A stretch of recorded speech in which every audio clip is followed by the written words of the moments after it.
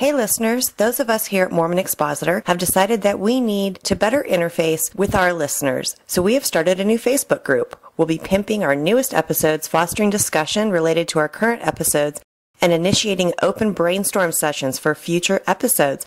Come on in. You can find us at facebook.com/groups/Mormon Expositor/. We hope to see you there. Hey, Mormon Expositor listeners, do you remember the Mormon Expositor music contest? Well, here's the skinny. We need you to email us your song. It can be an original composition or it can be a cover of a piece that's already been written, but it needs to relate to Mormonism or religion or disaffection, secularism, anything like that that's pertinent to your religious journey. And we need it by June 1st. We have already received some music, and we want to receive more, because we're trying to put together a musical podcast. Also, the winner will be temporarily featured in our bumper music. Please email us your WAV or your MP3 file, and send it to clay.painter@gmail.com. Also, if you live in Utah, and you need help mixing or recording your music, please contact Keith Callister. You can find him in the comments on our fan page. And I want to say thanks to Keith for volunteering to help people put professional polish on their music. We're super excited to hear your work, so please get it to us by June 1st. Thanks!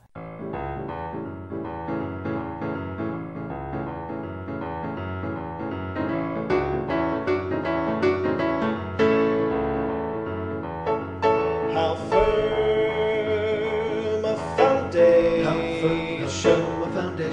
he saints of the Lord. He saints of the Lord is laid for your faith. Is laid by your faith.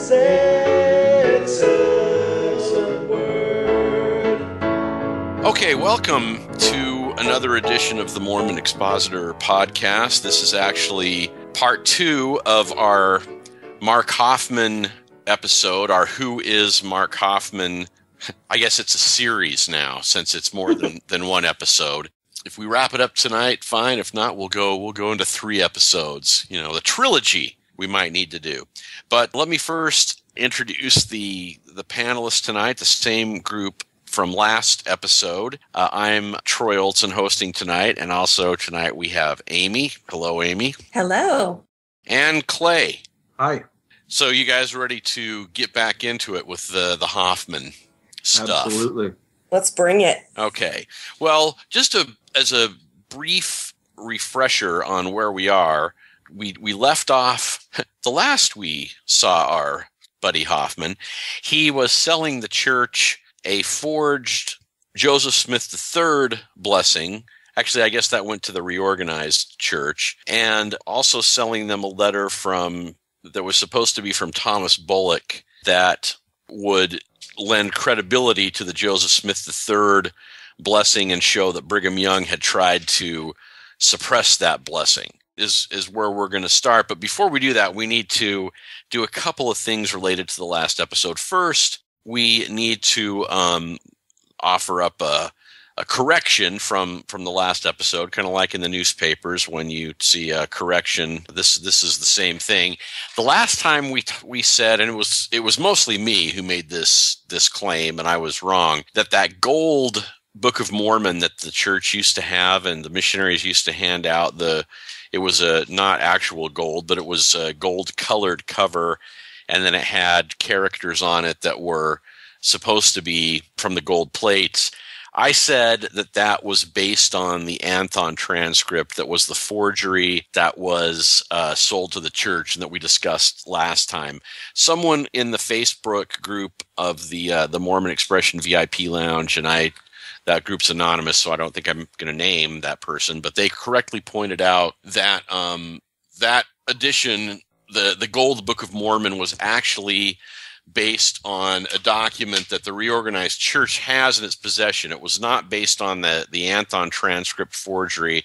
It was based on a document that was in David Whitmer's possession for a long time, and then it found its way into the possession of the Community of Christ. You can see a picture of it in the book No Man Knows My History. Well, with the internets, you can see a picture of it whenever the heck you want. Just Google it. There's some differences between that and the Anthon transcript, specifically the Whitmer document, the lines are horizontal. The characters appear in a horizontal form. And in the Anthon transcript, they're vertical. And you will look, if you can see a copy of that gold Book of Mormon, you'll see that the lines also are horizontal.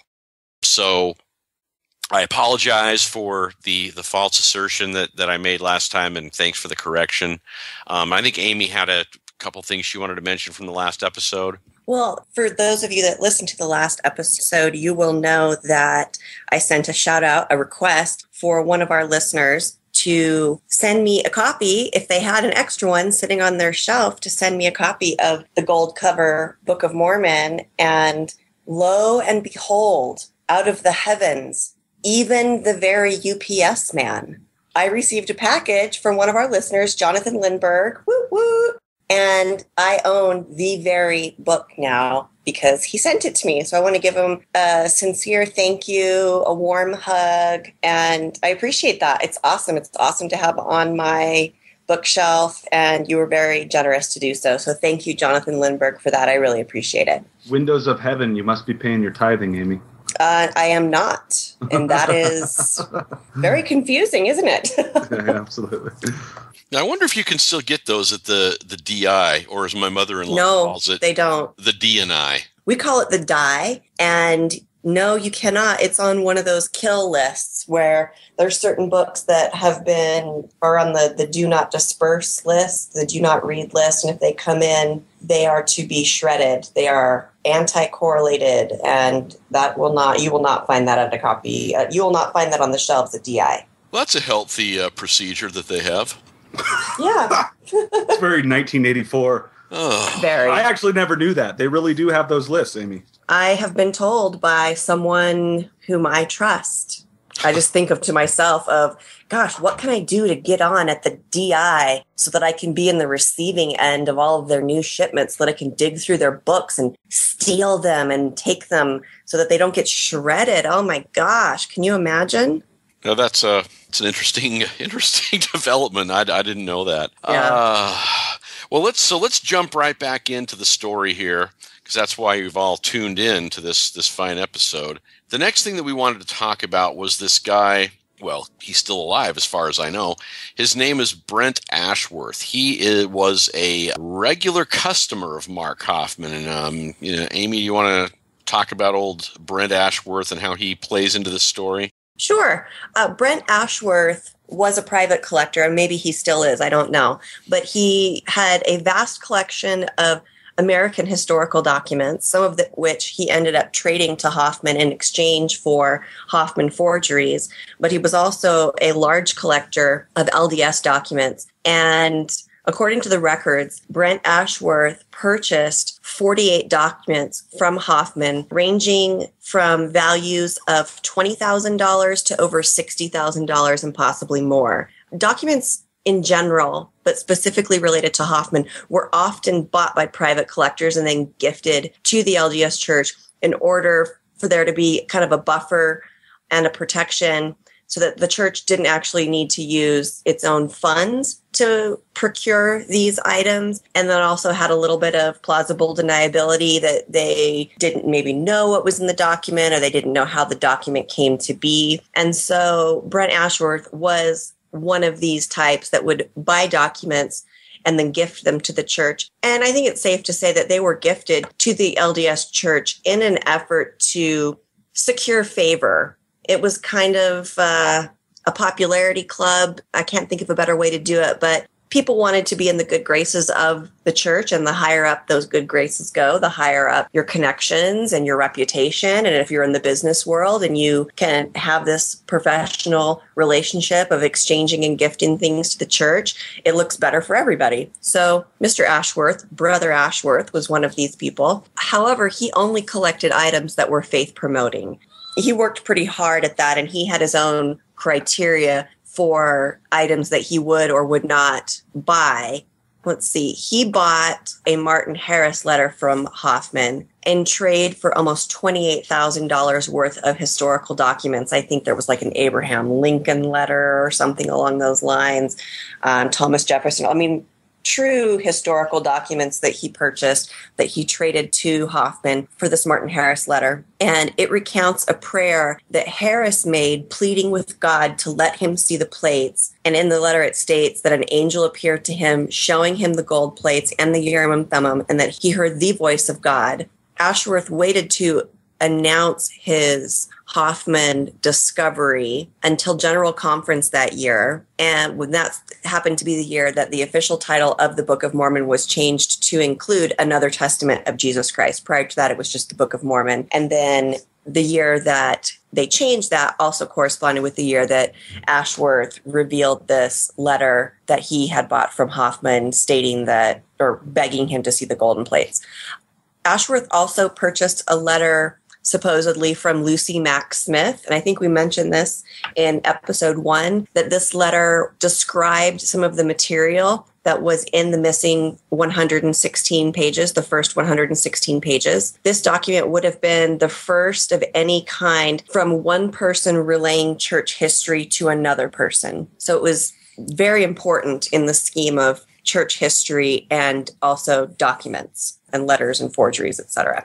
He purchased this in trade for more than $30,000. He, however, kept this letter to himself, and he made numerous copies of it. He was often called to either speak in sacrament or speak at firesides or just, around the campfire type stuff with his friends. But he had several copies of it made, and he would give it to friends just kind of as a gift, I suppose, or here you go. You can have a copy of what this letter looks like. So he was in it pretty deep. Or when I say deep, he was really, really actively involved in finding documents, both American history and LDS history.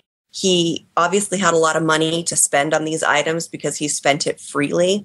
Some of them he gave to the church, and others that he considered to be especially valuable, the Lucy Mack Smith letter, he did keep it for himself. I'm sure he wishes he would have sold it now, but... On the last episode, did we talk about how he had founded one of these multi-level marketing companies? Yeah, we mentioned that. He was the owner of Nature's Sunshine, and I don't know if he still is or not, but he was the head of Nature's Sunshine. And I think also, Amy, to speak to your point, that kind of owning and trading these documents put these people in the good graces of Mormon leadership. It also allowed them to bump shoulders with Mormon historians like Leonard Arrington, D. Michael Quinn, and prominent historians of the time, and kind of be superstars of Sunstone symposiums and things like that.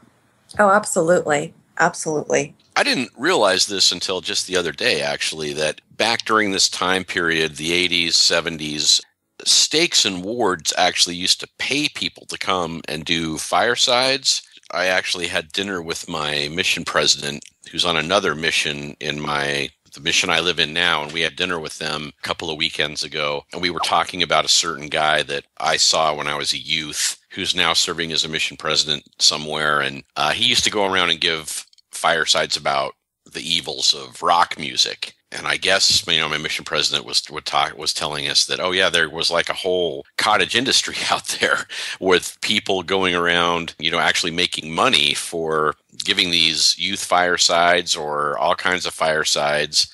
The church kind of put an end to that by, I know that it's in the handbook of instructions now that you're not allowed to pay anybody to do firesides. You're not even allowed to pay for their travel. And it specifies in the handbook you can't fly somebody in to give you your youth conference fireside or whatever. Back when Ashworth was collecting these documents and going around giving the firesides, I don't know for sure if he was getting paid for it, but that was commonplace, that you could go around and make a little extra coin on the side for telling inspirational stories about historical documents or what have you. Well, that's just great for Mr. Ashworth because he had all that going for him.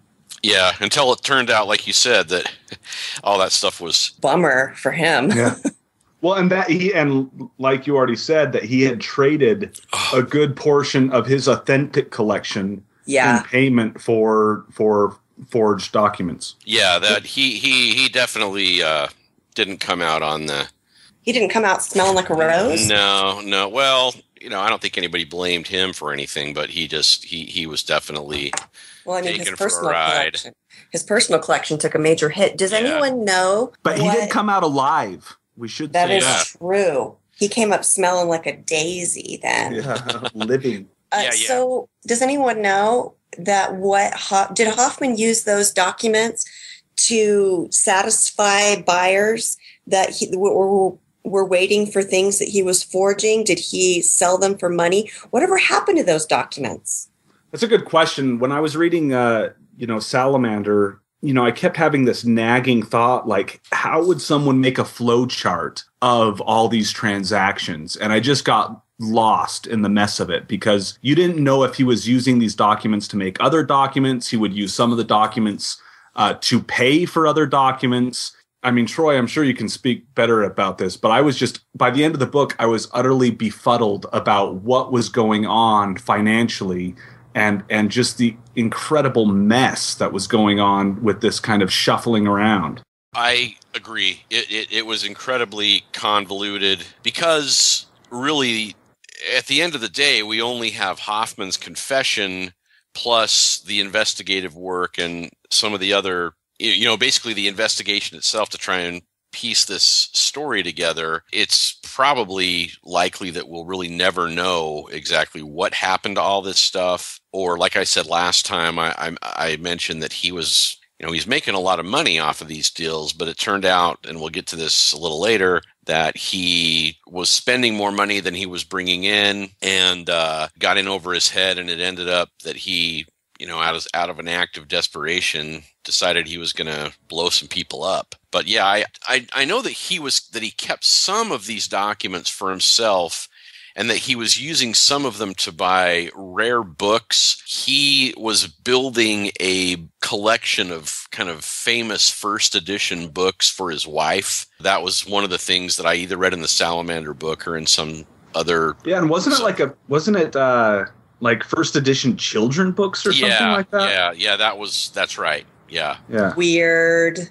And so he could have sold, if he had some authentic Abraham Lincoln documents or whatever he got from Ashworth or other people, traded those for his first edition children's books. And it turns out that he was way overpaying for those too, because he was buying them from a kind of an auction collector's house in New York that ended up authenticating the Salamander Letter that we're about to turn to. And he knew he was overpaying for stuff, but he knew that they were a very credible source. So if they would authenticate his forgeries, he didn't mind overpaying to buy the rare books from them. And of course, since he was such a loyal customer and overpaying for things and not minding it, they were also very happy to authenticate the documents for him. And so, again, like you say, Clay, it's such a tangled, convoluted mess that it's really hard to get to the bottom of what really happened and where everything went. He also used that New York City broker or whatever as kind of an alibi, in that he would say, oh, such and such house, this auction house is purchasing this from me, as kind of leverage in his other deals. And I know at one point during the investigation, they called these people up, or somebody called these people up, and they said, no, this stuff is not selling, or we haven't made that purchase or whatever. Oh, yeah. A lot of time, I think when they finally started calling them, they completely unaware of some of the things that they were supposed to have in their possession and they were supposed to be auctioning off. Yeah, so all these people he had in his network of traders and customers, and scholars, he would use as leverage in his other deals to say, oh yeah, so-and-so has looked at this and he's really interested or whatever. Well, let's move on to some of the other forgeries. Let's just go in chronological order. The next one is a letter that was supposed to be from Joseph Smith to Josiah Stowell. And most of our listeners will probably recognize that just Josiah Stowell, or I've actually heard it pronounced Stowell too. I don't know which one's right. I've heard it pronounced both ways. But Josiah Stowell is a guy who lived in the Harmony, Pennsylvania area near where Emma Smith was living, and who hired Joseph Smith and Joseph Smith Sr. for their prowess at money digging, or I guess scrying is another word for it, where you look in a stone, a magic stone or a seer stone, and the stone is supposed to show you where buried treasure is. and Joseph Smith and Joseph Smith Sr., for whatever reasons, were known as somewhat successful at this. I don't know why, because I don't think they ever found any actual treasure. But he hired them to come and find a Spanish silver mine, I think, on his land. So here is the Josiah Stowell letter. Again, it's supposed to be from Joseph Smith to Josiah Stowell. It's supposed to be dated 1825. And here's what it says. Dear Sir, my father has shown me your letter informing him and me of your success in locating the mine as you suppose. But we are of the opinion that since you cannot ascertain any particulars, you should not dig any more until you first discover if any valuables remain. You know the treasure must be guarded by some clever spirit, and if such is discovered, so also is the treasure. So do this. Take a hazel stick 1 yard long being new, cut and cleave it just in the middle, and lay it asunder on the mine so that both inner parts of the stick may look one right against the other 1 inch distant. And if there is treasure after a while, you shall see them draw and join together again of themselves. Let me know how it is. Since you were here, I have almost decided to accept your offer, and if you can make it convenient to come this way, I shall be ready to accompany you. If nothing happens more than I know of, I am very respectfully, Joseph Smith, Jr. Now, it's a forgery. That's not an actual letter. But again, this follows Hofmann's pattern of taking information about church history that back in the 80s was not very widely known. And that information is that Joseph Smith was actually very involved in money digging, treasure seeking, scrying. That's kind of common knowledge now, at least among kind of the circles that are listening to this podcast, maybe not amongst the general membership of the church. But at the time, that was not widely known, and that's not really consistent with correlated history. And so, I don't know, maybe Clay needs to chime in here a little bit more. I've monopolized the conversation. So what happened with this letter, what the story was? Well, yeah, so I want to talk about that, but I also want to chime in about how it fit with history. I'm not sure if this had come out yet or not, but I do know that during this whole time, D. Michael Quinn was working on his early Mormonism and the magical worldview, and he actually had to go and back edit portions of the book after Hofmann got arrested and prosecuted. But not only does the scrying fit with the history, but this divining rod stuff fits with the history. Oliver Cowdery was known as a rodsman, and the entire portion of the Doctrine and Covenants that said, you have power with the rod of Aaron, and nowadays we interpret it as the priesthood. Early on, Joseph Smith explicitly meant that Oliver Cowdery was powerful with a divining rod. And so this whole idea of placing, these sticks on top of the treasure and having them draw together was very compatible with this early magical worldview. People still are water witches and divine, use copper wire to divine water. But anyway, that would be section D&C section 8 and 9. Isn't that specifically talking about the gift of Aaron? Yeah, I think that's what it is. It's the section. There's actually a For Dummies episode on Mormon Expression about this, but it's where Oliver Cowdery is trying to translate himself. And one of the things that the Revelation says is that your gift is with the rod. The earliest version of that Revelation, I think, says that your gift is with the sprout, which I guess a divining rod was known as a sprout, and then that was changed to rod, and then in the scriptures that we have today, it's the rod of Aaron.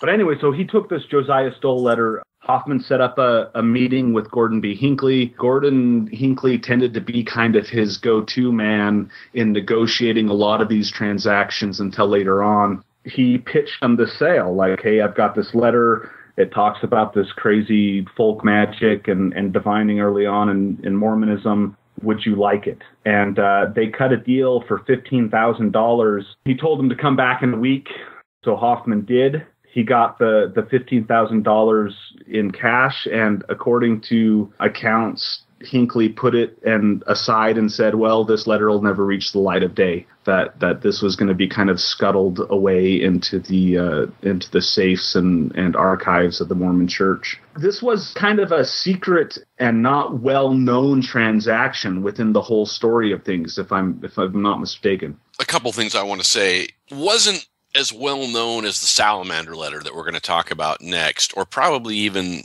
or definitely not the Anthon transcript, because that was like a big deal that was in the Deseret News and everything. And the Joseph Smith III letter was also not as big of a deal as the other two, but bigger than this. The one thing I want to say, I've seen that quote several times of Gordon B. Hinckley saying, okay, this will never see the light of day. The problem, at least that I have with that, is the only two people that we know of that were in on that conversation were Hinckley and Hofmann. And Hinckley, I think he was probably much too savvy to say something like that to Mark Hofmann. I think Mark Hofmann assumed that's what was going on, and so he went around and told people, oh yeah, Hinckley told me that this letter was never going to see the light of day. I doubt that he ever actually said that, especially not to Mark Hofmann. But what happened, though, Hofmann was, as we mentioned in episode 1, that one of Hoffmann's goals with all of this was to try and discredit the church. And so this letter, again, casts some doubt on the official history, and it plays up all of the magical origins and money digging and things that were outside of a few historians, just not really, no one knew about all this stuff. So Hofmann sold it to Hinckley under the pretense of, yeah, here it is. I'm giving you this sort of as an act of goodwill because obviously you don't want this to be made public. And I think he actually, according, again, this is Hofmann's account, but I think that Hinckley specifically asked him, are there any copies of this? Does anybody else know about this? And Hofmann says, oh, no, I haven't made any copies. I'm really doing the church a favor here by giving you this, and you can basically suppress it. Yeah, well, it turns out Hofmann actually had made copies of the thing, and this was all according to his plan, and distributed those copies to other people in, what's kind of known, I think we mentioned this last time also, as the Mormon underground, of people that were really interested in church history and some of the deep dives into different things that were not known to the general membership. Copies of this surfaced and became known that the church actually had this thing in its possession. So the church, I think specifically Hinckley, eventually had to admit, oh yes, I did purchase this from Hofmann, and they eventually had to release it publicly. Now, I have a question just before we continue on to the Salamander Letter, because that's really where things literally blow up. Now, based on previous exchanges and interactions with Hofmann, based on the fact that every time the church buys something or is gifted something that originates from Hofmann, there's always a subsequent release of information to the public. I'm curious to know why the church continued to believe anything he said and continued to do business with him if everything they bought from him eventually reached the public. Like, what are they thinking? My answer to that, maybe Clay, I'm interested to hear what you have to say too, but my answer to that is that he, again, was very smart in the way that he planned and executed this elaborate hoax against the church,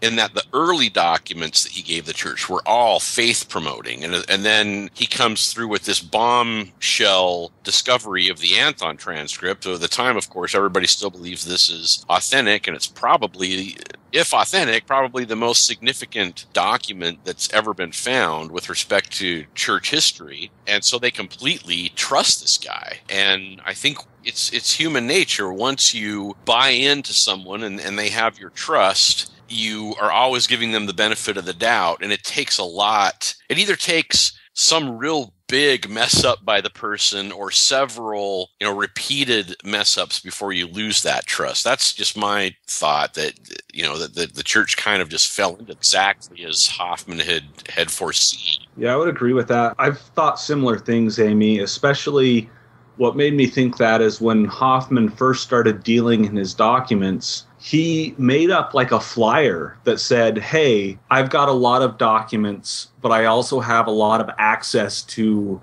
other documents. Here's a list of documents that I have. If you don't see something that you would like, please let me know and I'll see if I can find it. And, he subsequently found a lot of documents that people would want. And that's crazy on one hand. But I think that people trusted him primarily because of two things. One is that all of the experts that would scrutinize his documents said that they were authentic. And two, none of these documents was in disagreement with anybody in the know about Mormon history. Even the Stowell letter, that was completely, laid it all out and it made it very plain and it made it a concise story. It was completely consistent with what people like D. Michael Quinn had already presented and wrote up and knew about. And of course, at the time, D. Michael Quinn was still a very, very respected history professor at BYU, and I think he was also working for the church history department. Now he's in the minds of the general membership sort of a hiss and a byword because he's been excommunicated and he's gay. And if he at the time was vouching for this stuff, then that's really all that was necessary. And interestingly, he was a fairly, I don't want to say he was a conservative scholar. Obviously he dealt with fringe Mormon history.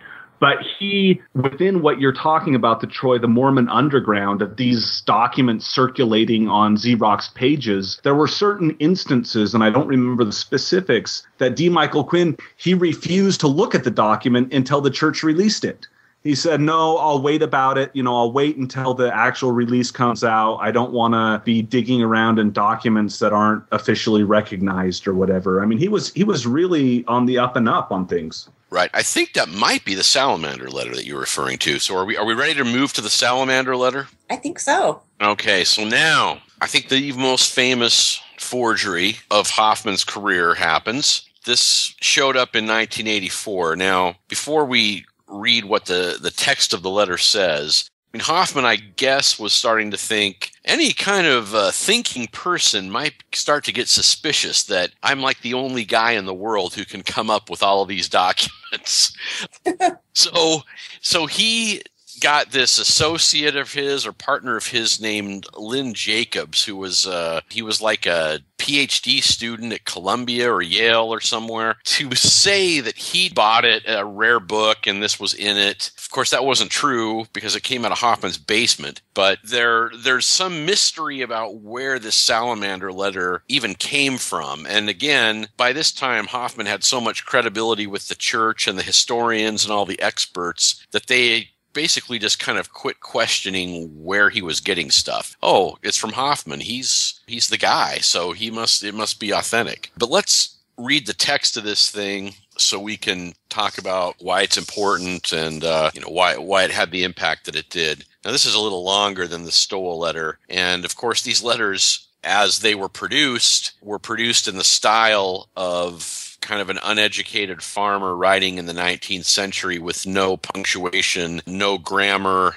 or grammatical marks, and a lot of misspelling. So I tried to punctuate this based on the text, and so I'm gonna do the best I can when I read this here. But here it is. Oh, and it's supposed to be a letter from Martin Harris to W.W. Phelps. We all know who Martin Harris is. W.W. Phelps was another early convert to the church. He wrote a lot of the more rousing Mormon hymns like Praise to the Man. So he was the guy who owned the print shop in Missouri that printed the first Book of Commandments. So he was an early member of the church, but this is supposed to be an 1830 letter from Martin Harris to W.W. Phelps. And here's the text.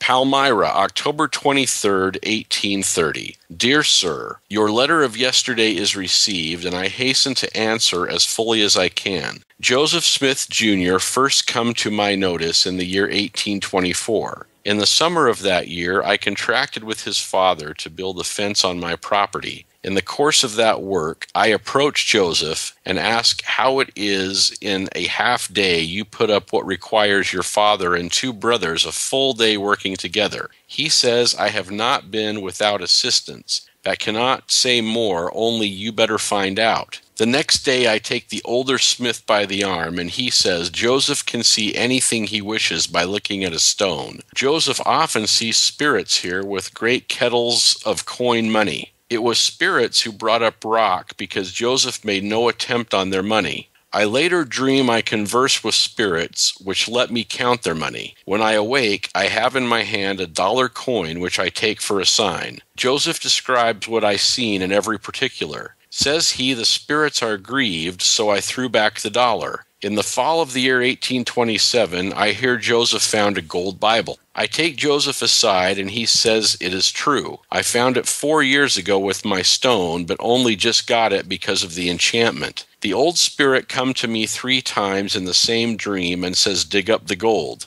But when I take it up the next morning, the spirit transfigured himself from a white salamander in the bottom of the hole and struck me 3 times and held the treasure and would not let me have it because I lay it down to cover over the hole when the spirit says, do not lay it down. Joseph says, when can I have it? The spirit says, 1 year from today if you obey me. Look to the stone. After a few days he looks. The spirit says, bring your brother Alvin. Joseph says, he is dead. Shall I bring what remains? But the spirit is gone. Joseph goes to get the gold Bible, but the spirit says, you did not bring your brother. You cannot have it. Look to the stone. Joseph looks, but cannot see who to bring. The spirit says, I tricked you again. Look to the stone. Joseph looks and sees his wife. On the 22nd day of September 1827, they get the gold Bible. I give Joseph $50 to move him down to Pennsylvania. Joseph says, when you visit me, I will give you a sign. He gives me some hieroglyphics. I take them to Utica, Albany, and New York. In the last place, Dr. Mitchell gives me an introduction to Professor Anthon.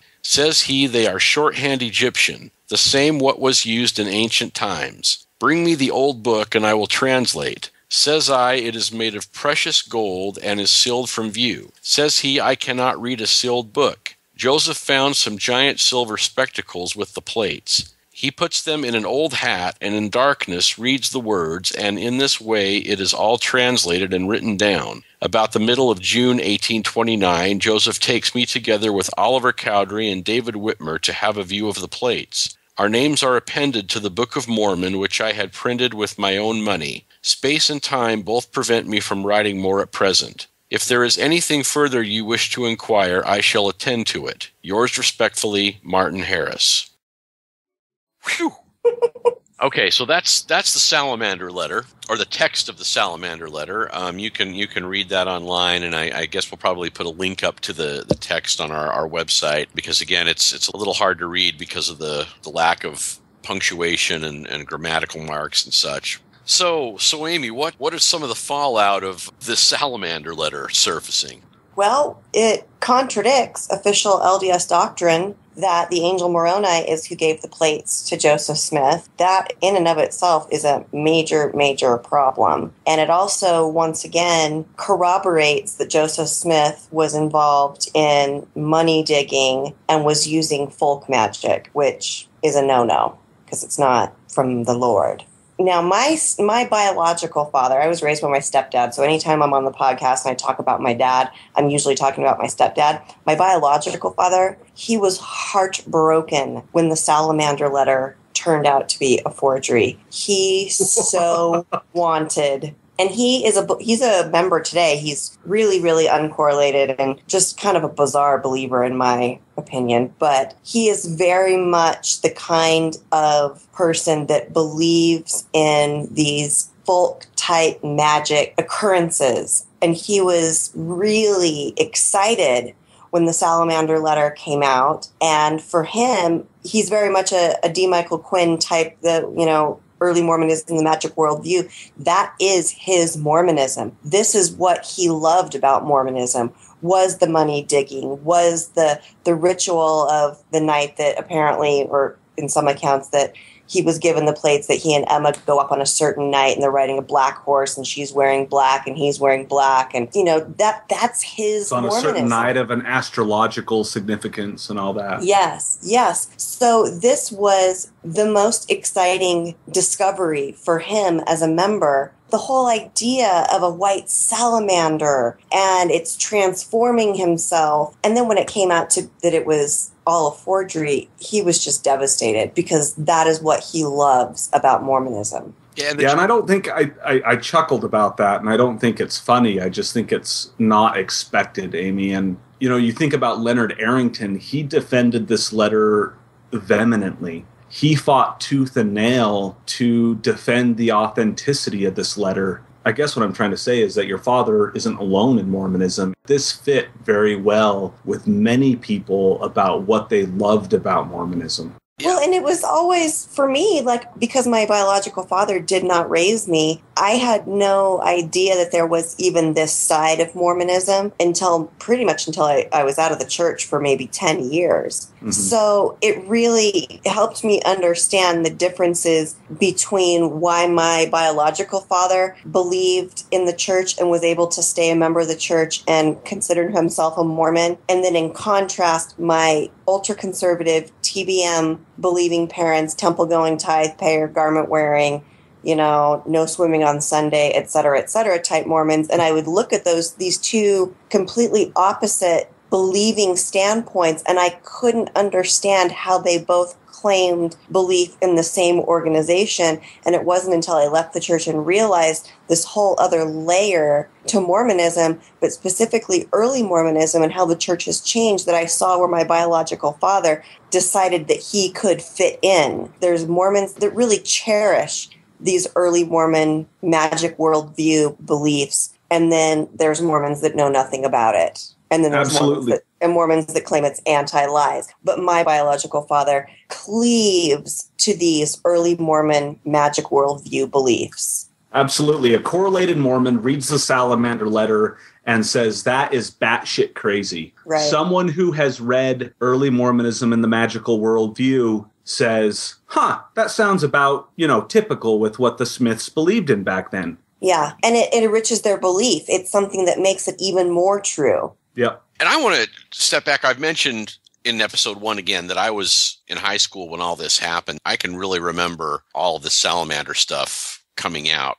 Just as one piece of background that we didn't touch on yet. So Hofmann took the Salamander Letter to the church initially, and I think he figured he'd sold them the Stowell Letter. He'd sold them the Joseph Smith III. He started to sell them sort of non-faith promoting stuff that wasn't consistent with the official history, and they'd bought all this stuff. And so he produces this real humdinger, he thinks, of, this is just, like Amy said, this directly contradicts the Joseph Smith story of getting the plates from Moroni, and now it's just some crazy old spirit that smacked him on the head 3 times, and it's just completely out there. So Hofmann's thinking, okay, I'm going to take this to the church, and I'm going to make a fortune off this thing. And I think he offered it to them for $100,000 or something, and the church balked. They said, nope. And I don't know if that was because the price was too high, or if they started to finally think, this Hofmann guy might not be the greatest thing since sliced bread.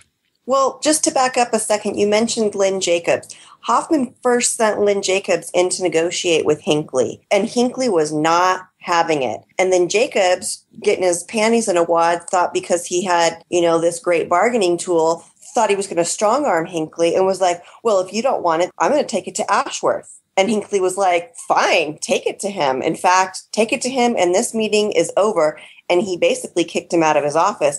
And that's when Hofmann kind of went, uh-oh, maybe I didn't handle this the right way. I'm going to need to take this over. And that's when he shows up to Hinckley again and continuing to strong-arm him, but in a more gentle way. I'm going to let you have this for $100,000 because he knew it was damaging, and they've bought everything damaging up until that point, but they continued to decline. Hinckley continued to decline. So I'll let you pick up with where we left off with that. Yeah, so eventually it ends up being sold to Steve Christensen, who, as everyone knows, was the first murder victim. And I can't remember how he even got into the picture, other than he was a guy who was very involved in the Mormon underground, as we've been calling it at the time, a guy who would have appreciated the folk magic origins of the church and either embraced them or thought that it was very interesting, or at the very least believed, yeah, that's probably right. And it might be my duty as a faithful member, because he was a bishop at the time in Centerville. In fact, I was talking to my wife about about Hofmann in between our two episodes here, and she reminded me that she actually had friends that were in his ward when he was killed, and talks about them crying at school that day. And, that's, but anyway.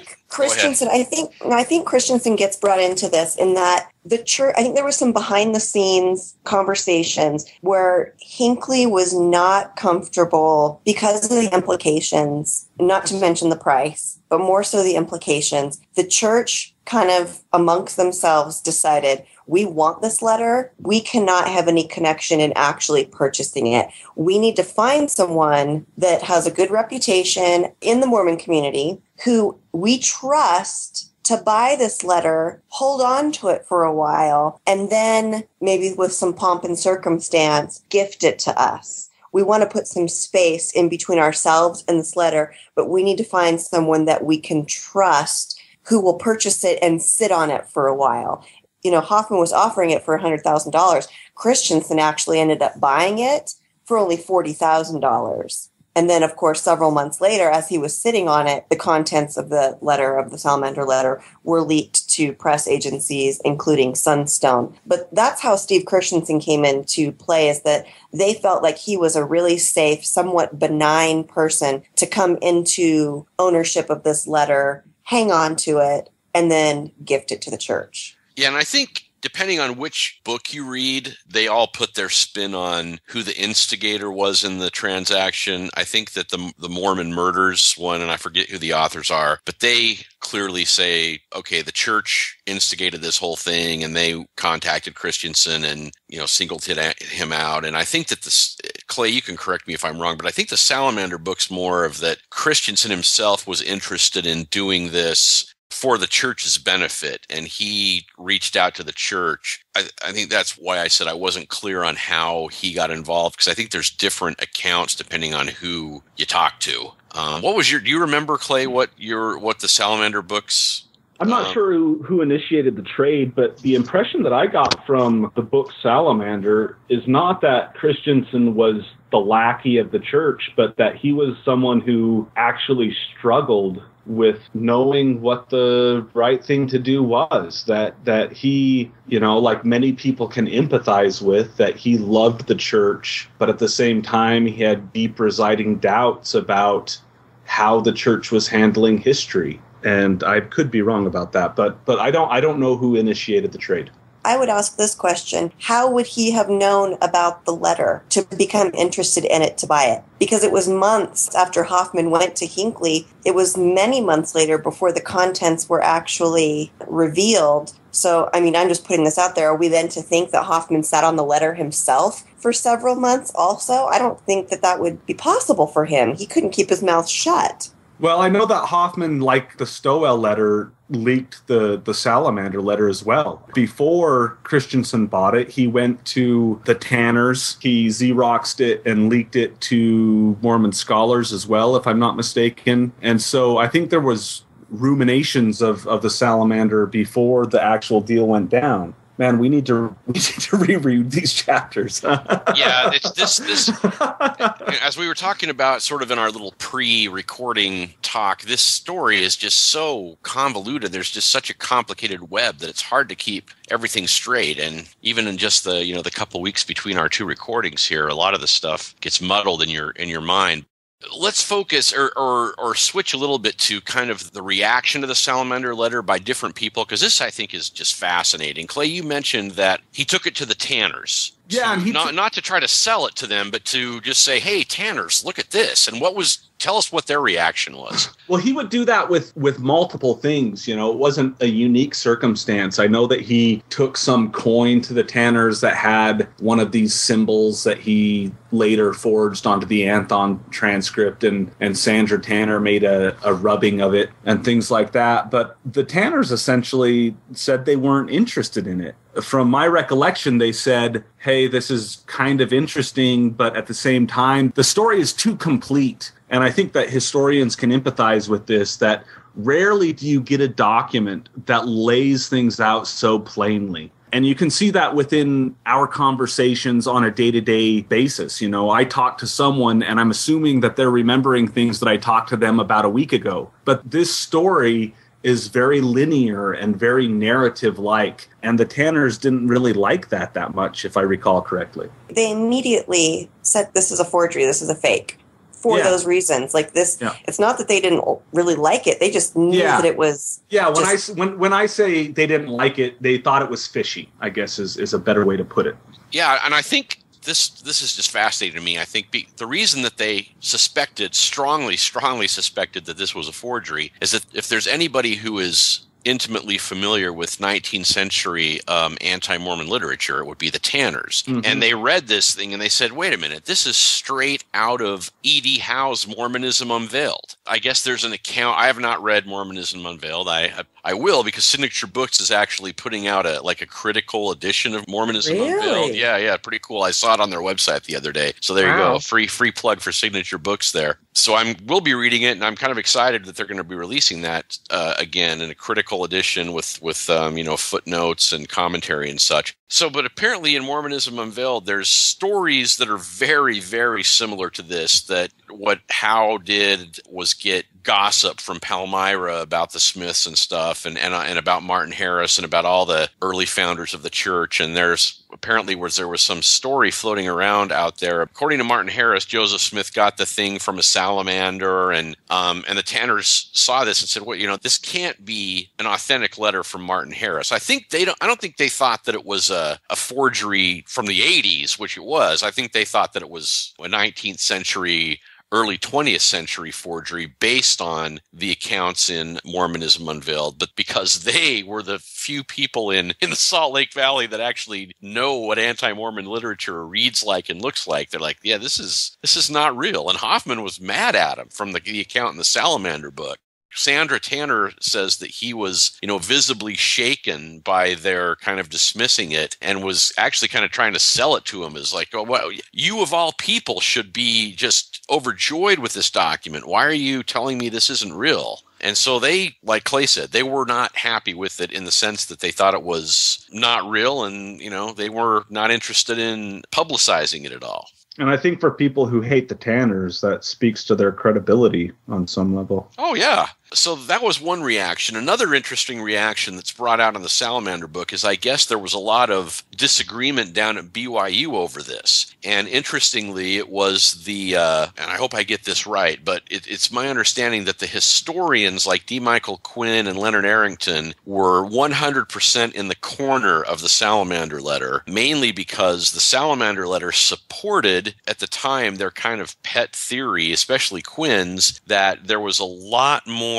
folk magic in the origins of the church than anyone really realized. And this thing supported that wholeheartedly. Now, the religion professors looked at it. I think they had some of the same reactions that the Tanners did, that this is just too neat and too tidy and too right along the lines of a lot of anti-Mormon literature from the 19th century to be authentic. And so there was I think the religion professors had more of a reaction like, wait a minute, this doesn't fit with the story that we're teaching. But I could be minimizing their position. No, I think that is also true. But I did think that it was interesting that there was sort of a big disagreement down there, at the Lord's University and all. It's interesting that so many people were like your biological dad, Amy, and were like, this is the most awesome thing we've ever seen. Well, when you look at it, we all know that there are several versions of the first vision. And as you guys were talking, I was doing a little looking around because I know that there was a version of the first vision that included something very similar. And that is the first vision account related to Willard Chase. And it was related in 1827. Some of the wording is taken from an 1833 affidavit. And that is that a spirit appears to Joseph Smith when he was 17 and tells him of the plates. Joseph sees the plates and actually picks the golden book up. When he tries to retrieve the plates from the ground, the spirit transforms into a toad and beats him up. So that's where people, I think, were also not a lot of people because it wasn't very well known. It's not even very well known today. But for those people who were involved in the Mormon underground, people like my dad, knowing that the first vision account from Willard Chase existed, there was a toad in this story, this version, to then have this salamander appear, it's like, oh my gosh, this is even more proof that this was how it went down and how things really were back there. This very gritty, very burning bush kind of magical experience. So this is leaked and people start reading it. And I can actually remember when it was first not when it was first leaked, but when the press started to pay attention to it. And I can't remember when that was, but I remember I was watching TV and good old Michelle King, those of you who grew up in Utah during the 80s and 90s will remember Michelle King is the anchor woman of Channel 2 News, and you know how they have the little promos during the prime time show of what's coming up on the news, and I remember her saying something like, the letter that rocked the foundation of the Mormon church. Like, oh, yeah, well, I'm going to have to watch the news tonight. But it came out, and the general membership, I just don't think knew what to think of the thing. I remember when I read it, it was actually published in the church news back in the day when we would get the church news every Saturday. They had the copy of the forgery in there, and then they had the text, because it's hard to read the handwriting, so they had the text in there. And again, I was like, I don't know, 16, 17 when this came out. I remember reading it. Well, that's weird. But it was so, I don't know, it was just so outside the realm of what I had thought that it didn't affect me negatively or positively. It was just one of those things where I thought, that it's just strange. And then I went back to watching the Dukes of Hazzard or whatever I was doing.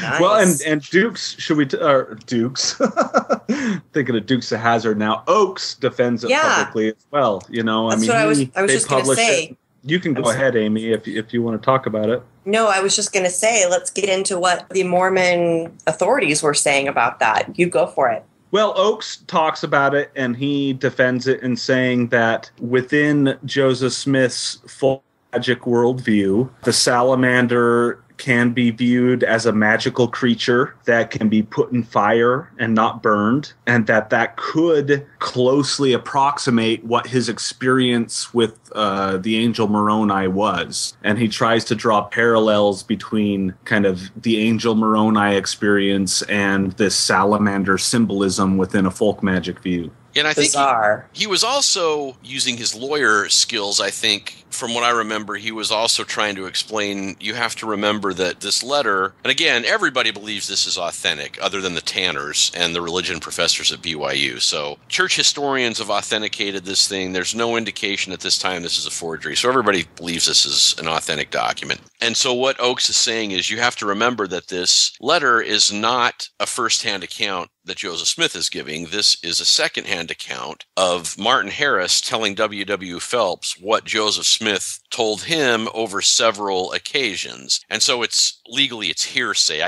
I'm sure he didn't say that it was hearsay, but just because my mind has been warped as a lawyer, and I can see him trying to explain, okay, so not only is it consistent with this idea that a salamander can represent a spirit or some kind of a magical creature that can kind of rise from fire or whatever, but it's likely that whatever Joseph Smith told Martin Harris about this could have been sort of lost in the translation, and now Harris is telling Phelps what he heard Joseph or what he thought Joseph heard. But there's an article, you can still look it up on LDS.org. It was I think it was a fireside that was given to CES employees, but it was later published in the Ensign of explaining how the Salamander Letter should not bother anybody because it's perfectly consistent with the correlated version of church history. Yeah, and Hinckley goes on to say that no one, of course, can be certain that Martin Harris wrote the letter. However, at this point, we accept the judgment of the examiner. There is no indication that it is forgery. This does not preclude the possibility that it may have been forged at a time when the church had many enemies. It is, however, an interesting document of the times, and that was in the church news, but that was reported in the biography of Gordon B. Hinckley, the president, affirmed that the letter did not undermine the church or church history. He remained confident and firm in his stance in spite of the heavy assault of the media and critics of the church.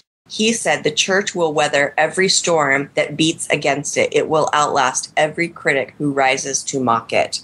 I think some people are fairly skeptical or critical about Oakes publicly trying to defend this, but even as an apostate and as an atheist, I kind of respect some of the leadership's actions during this time because they were actually confronting weird stuff in public and trying to deal with it. Anymore, it seems like they either ignore it or let church apologists deal with it, and they just stay silent on it. But I kind of respect... Don't you think that's why they do that now? No, absolutely that's why, because they know they can't do it. But I do kind of respect the bravado of an apostle standing up and saying some stuff that is trying to reconcile these things. Because in my mind, that's what the church membership is craving. Leadership taking a stand and trying to deal with difficult issues, which they do not do. But you see Oakes doing it, even if he fails at it, in my mind, within his talk, he at least tries to do it. But I don't know. Maybe I'm giving too much kudos. I know what made me feel better. Again, I said I was a young kid and I read it and I thought it was strange, but it didn't really affect my testimony one way or the other. But what did impress me, or what made me, I guess, feel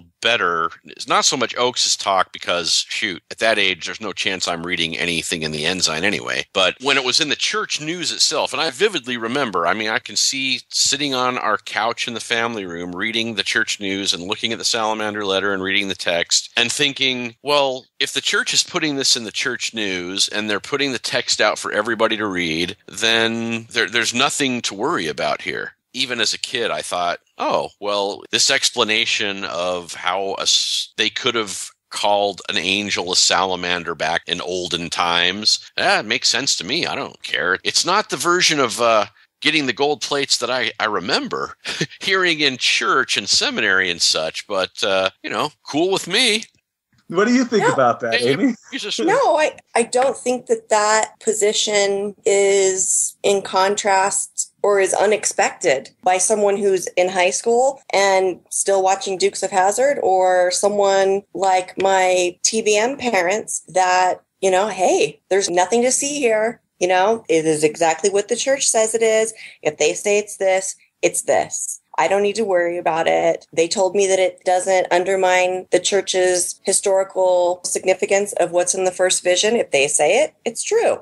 I don't think there's anything strange about that or even interesting, to be honest. It's what I expect. I don't remember if I mentioned this on the first episode, but my seminary teacher at the time was a member of this Mormon underground, huge into church history. He's gone on to become an actual church historian, not officially titled church historian, but he is a very well-respected historian of Mormonism. I'm not going to mention his name, but he was very aware of the whole thing when this thing came out in the church news. I'm sure he already owned one of the underground Xerox copies that had been circulating. He knew Mark Hofmann fairly well. And after Mark Hofmann blew everybody up, my seminary teacher was insistent that Mark Hofmann was innocent. He'd been framed, that he was a good guy, that he was a great friend of the church. But anyway, so he was already well versed in all this stuff. And I went to seminary and he said, oh yeah, Salamander Letter. It's, very perfectly consistent with the thinking at the time. It shows that Joseph Smith was...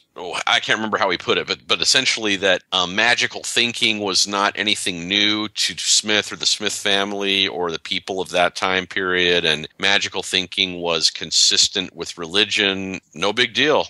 I find that what I do find so interesting about that is the church's Monday morning quarterbacking, where they're just, no matter what comes up, they always managed to view it in the context that their premise is the truth and that anything else can be explained away if you always start from the beginning, which is the church is true. They could dig something up in Alaska, and if there's something that remotely hints that is the real Cumorah, all of a sudden, oh, it's always been like that. If you look at this, then you can easily see how this could have been taken to mean this. And what this meant was really this. So that to me is really interesting, that they have no shortage of skills and ability in always turning it into exactly what they want it to be. Yeah, absolutely. And I think that's just a function of faith. And I think a good example of that is the FLDS's experience with Warren Jeffs. After Warren Jeffs is, maybe I'm taking us down a tangent that we don't need to go down, but he was arrested, he's in jail, and he's on record and on, recording saying that he is a false and fallen prophet, yet he still has a following. I mean, you can even have the prophet of a church admit failure or deception, and people who want to believe can believe still. Yeah, I guess in my mind... You can cut that out if you want, Amy. It was random. No, I think it's important. I think it's really interesting to mention. Yeah, it's relevant, definitely. Brigham Young said he wasn't a prophet. Yeah, and people still followed him. Yep. Yeah, Joseph F. Smith testified before Congress that he had never received any revelation as a prophet. Yep. But I think maybe to go back to your original point, Amy, is it seems like no matter if any weird or contradictory information comes out that, the church just is very good at dealing with it, is because I'm not sure what else they can do. The position is, this is the only true and living church that the Lord is well pleased with, as it says in Doctrine and Covenants section 1. And for years and years and years, the origin story has not changed. If anything, it's become more streamlined over the years. And so when things come out that don't agree with that, then the church has to deal with it. Or, I think Clay mentioned in more recent years, a lot of times they just sort of remain silent about stuff like this. But back then, I remember this was such a big deal, especially in the local Salt Lake City press, that it would have been, the church really had to deal with it somehow. I think they dealt with it best they could. I think they did a great job, really, dealing with it from any perspective. They didn't sweep it under the rug. They put it right out there, and they came up with an explanation that made sense to most people and kind of moved on. And I think they learned a valuable lesson. I think it's definitely this whole debacle, and we'll talk about this in the next episode.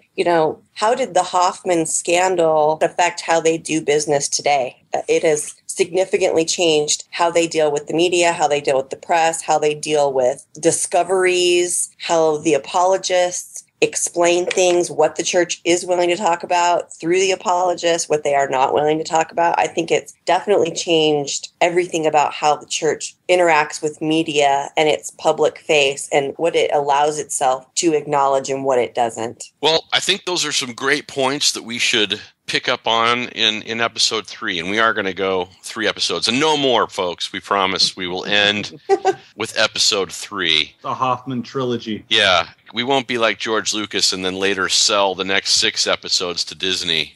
No.